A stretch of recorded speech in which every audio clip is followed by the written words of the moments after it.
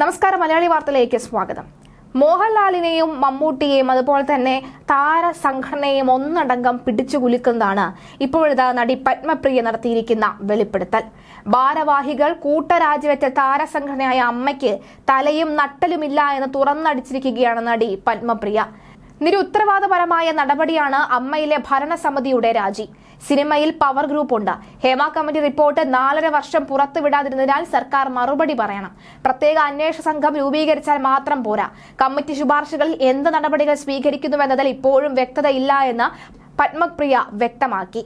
അമ്മയിലെ കൂട്ടരാജി പ്രതീക്ഷിച്ചിരുന്നില്ല. എന്ത് ധാർമ്മികത ഉയർത്തിയാണ് രാജി എന്ന് മനസ്സിലാവുന്നില്ല എന്ന് പത്മപ്രിയ പറഞ്ഞു. ആരെല്ലാം നിഷേധിച്ചാലും സിനിമയിൽ പവർ ഗ്രൂപ്പ് ഉണ്ട്. വെറും ഒരു ലൈംഗിക ആരോപണം എന്ന നിലയിലാണ് ഇപ്പോഴത്തെ സംഭവങ്ങളെ സിനിമാ സംഘടനകൾ കാണുന്നത്. അധികാര ശ്രേണി ഉള്ളതുകൊണ്ടാണ് ലൈംഗിക അതിക്രമം നടക്കുന്നത്. അക്കാര്യം ആരും പരിഗണനയ്ക്ക് എടുക്കുന്നില്ല എന്നും പത്മപ്രിയ വിമർശിച്ചു. സിനിമാ മേഖലയിലെ സ്ത്രീകളുടെ പ്രശ്നങ്ങളെക്കുറിച്ച് ഒന്നും അറിയില്ല എന്ന സൂപ്പർ താരങ്ങളുടെ പ്രതികരണത്തിൽ നിരാശയുണ്ടെന്നും പത്മപ്രിയ പറയുന്നു. ഒന്നും അറിയില്ല എങ്കിൽ എല്ലാം അറിയാനുള്ള ശ്രമം നടത്തണമെന്നും പത്മപ്രിയ പ്രതികരിച്ചു.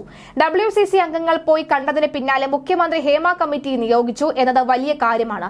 എന്നാൽ എന്തുകൊണ്ടാണ് 4.5 വർഷം റിപ്പോർട്ട് പുറത്തുവിടാതിരിക്കുന്നത് എന്നത് സർക്കാർ വിശദീകരിക്കണം. അതിനുശേഷം സർക്കാർ ചെയ്ത പ്രത്യേക അന്വേഷണ സംഘത്തെ രൂപീകരിക്കുക എന്നത് മാത്രമാണ്. അത് പൂർണ്ണ പരിഹാരമല്ല എന്നും പത്മപ്രിയ പറയുന്നു. തനിക്ക് മലയാള സിനിമയിൽ നിന്നുണ്ടായ ഒരു അനുഭവം പത്മപ്രിയ പങ്കുവച്ചു.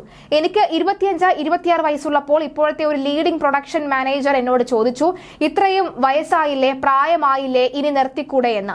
ഇതാണ് കാഴ്ചപ്പാട്, പത്മപ്രിയ വ്യക്തമാക്കി. അതായത് ഈ പത്മപ്രിയ കൃത്യമായി തന്നെ കാര്യങ്ങൾ പലതും പറയുന്നുണ്ട്.